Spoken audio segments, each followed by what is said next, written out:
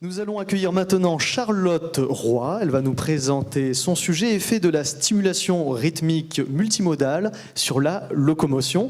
On peut l'encourager.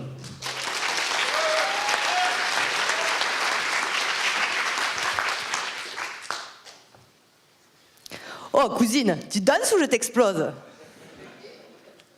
Vous m'accorderez que cette approche est audacieuse, si ce n'est carrément insultante. Et pourtant, mesdames et messieurs, ce macho vous veut du bien. Il pense à votre avenir. Je m'explique. L'objectif de ma thèse est de rééduquer la marche des personnes âgées et des patients parkinsoniens à partir de nos connaissances du tango. Imaginez-vous danser un tango. Pour danser à deux, il faut de l'échange, de la communication. Mais comment communiquer sans parler? Par l'intermédiaire d'autres sens et leur interaction. Dans le tango, une partie de la communication passe par le toucher. On suit ou on guide nos partenaires à la fois avec nos mains et grâce au mouvement de nos corps. À cette communication tactile s'ajoute le son. La musique guide nos pas, c'est elle qui nous donne le rythme. Et le rythme, il est fondamental, car il permet à nos mains et nos oreilles de dire à peu près au même moment des choses différentes à notre cerveau. Ce sont donc ces aspects sensoriels et rythmiques qui mènent nos corps en mouvement. Car deux personnes qui dansent, ce sont deux personnes qui se déplacent. Un « je t'aime, moi non plus » révélé par ces corps qui changent de vitesse ou encore de direction. Ces mouvements, nous les faisons tous les jours quand nous marchons.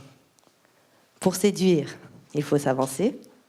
Pour éviter la claque, savoir reculer. Vous l'aurez compris, entre la danse et la marche, il n'y a qu'un pas. D'après de récentes études, le tango permet d'améliorer la marche chez les personnes âgées et les patients parkinsoniens. Le tango, si on le résume, ce sont des sensations tactiles et auditives et du rythme. À partir de ces deux aspects et des études de la neurophysiologie de la perception, nous avons alors imaginé un dispositif portable tout simple, avec des bracelets vibrants et des écouteurs avec des métronomes. En fait, il s'agit de bénéficier des bienfaits de la danse sans avoir à danser. Et là, vous vous dites, génial, je peux rester accoudé au bar. Mais ce n'est pas à vous que je m'adresse. Non, l'idée est de proposer un entraînement quotidien de 30 minutes au cours desquels les personnes âgées et les patients vont marcher au rythme de ces métronomes et des vibrations. Cet entraînement devrait ainsi améliorer leur marche. Et réfléchissez à ce que signifie marcher. Marcher, c'est être autonome, c'est être libre. Concrètement, ça veut dire aller à la boulangerie ou voir des amis. Ces moments où nous partageons, nous discutons. Finalement, à terme, l'objectif de ma thèse et d'améliorer la qualité de vie de ces personnes. Quant à vous, mesdames et messieurs, laissez-vous tenter par la prochaine danse. Et si c'est une question de motivation, pensez à la définition de Desproges.